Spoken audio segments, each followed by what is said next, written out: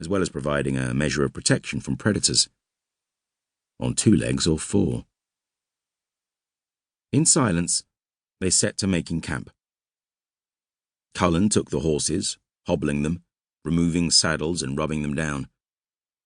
Drem found a spot for a fire and, drawing his hand axe from his belt, began chopping through the thick rind of ice, then scooping away the softer snow until he reached the frozen ground beneath. He gathered stones, chopped kindling from a dead lightning-blasted oak, and prepared a small fire. Before he set to lighting it, he trimmed thin branches from a willow beside the stream, spent a while weaving them into a latticed fence, then staked it along one side of the fire pit he'd dug. A screen against any eyes that might be following them from the east. Some tinder from a pouch at his belt, flint and striking iron for sparks, some cold breath upon it, and then fragile flames were clawing in the snow, hissing and hungry. A shaking of the ground made Drem look up, one hand reaching from the bone-hilted seax at his belt.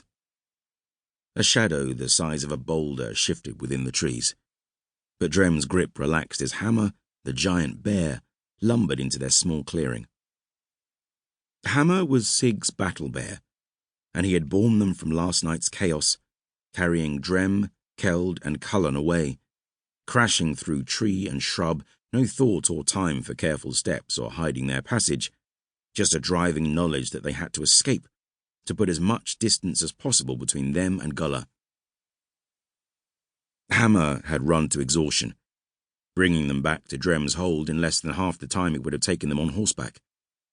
There they had dismounted, removed the saddle, harness, and battered mail shirt from Hammer's body, packing it away in panniers and saddlebags. They tended to the wounded bear and fed her some foul concoction that Keld said was called brot, then led Hammer and fresh horses into the darkness, knowing they could not wait until dawn. They had agreed to head west, using the cover of the forest to screen them from eyes in the skies, avoiding the town of Khergard, and then to turn south when they reached the western rim of the Bonefells. Drem had voiced his worry for the townspeople of Khergard, but knew there was little they could do to help them. No one in the town had believed him before, and besides, he did not know if there was anyone in Khergard left to save. To Drem's horror, scores of the townsfolk had been at the mine, secret acolytes of the Kadashim, including Ulf the Tanner, a man Drem had once thought of as a friend. So they had committed themselves to speed. Pursuit from the mine was likely, and they had to use every moment given them to reach Dunseren and the Order of the Bright Star. Drem had led, to begin with, his knowledge of the terrain making him the obvious choice to steer them through the darkness. With the rising of a pale sun, they had mounted their horses and Keld had taken point, his wolf and hound Fen scouting ahead. Hammer had followed them, grumbling doleful growls, taking herself deeper into the woods, though never quite out of sound or sight. She feels grief for Sig, just like Cullen and Keld. More, maybe. They were rider and mount for more years than Cullen has drawn breath. Probably longer than Keld has lived, too. Keld strode to the bear, unbuckled the saddlebag she was carrying, then checked over her wounds and patted her neck. She rubbed her huge head against the huntsman, almost knocking him from his feet.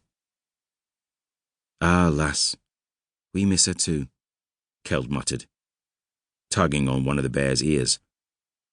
She seemed to like it, a mournful rumble escaping her throat. Fen loped into the clearing, eyes glowing in the firelight. The slate-grey hound dropped a hair at Keld's feet. "A hot meal for supper, then? Thank the stars I've had enough of brot," Cullen said, his obvious pleasure at the thought infectious. Keld skinned and gutted the hare and set it on spit over the fire, fat dripping and hissing. A flapping of wings came from above as a white crow descended from the branches, landing on Cullen's shoulder. "I was wondering where you were, Rab," Cullen said to the crow. "Rab, watching, protecting friends," Rab squawked. Then a hot